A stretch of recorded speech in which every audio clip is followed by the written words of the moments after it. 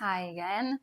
So I want to talk to you about a couple of things that I like to do as a part of my restorative practice and that I've found to be helpful to a lot of students as well.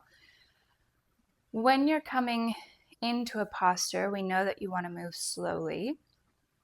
And once you're in that posture in your comfortable position, I really recommend connecting with your breath first. So we've got a whole video about connecting with the breath.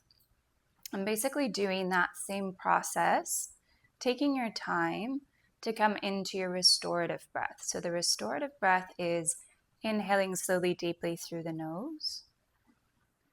Exhaling also out the nose, but lengthening the exhale. So you're taking a little more time to exhale the air out. So same amount of air that's coming in and leaving the lungs, but we're controlling that airflow through the nose, taking a little bit more time to exhale. So before I come into that long exhale, I recommend just finding your breath, noticing how you're breathing, then starting to shift. So if you were breathing through your mouth, start to breathe through the nose. Notice if the breath is even. Maybe start to deepen the breath. And then the final step, lengthening those exhales. And that's what's really going to help us to relax down into our postures, to allow the muscles to relax, to help us release our weight down, to help everything sort of soften, and also to help the mind relax.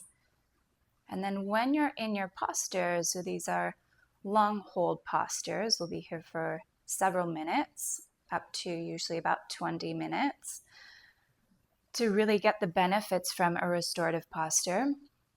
So when you're in that posture and you've done your body scan, you've already connected with the breath, then you want to come back to the breath. And that's what you're going to focus on while you're relaxing as much as you can. So the only effort really is focusing on the breath, taking the time to lengthen those exhales. And keeping your attention on the breath while you're in the postures will also help you focus on the practice instead of letting the mind wander. So I'll talk about another tip in the next video.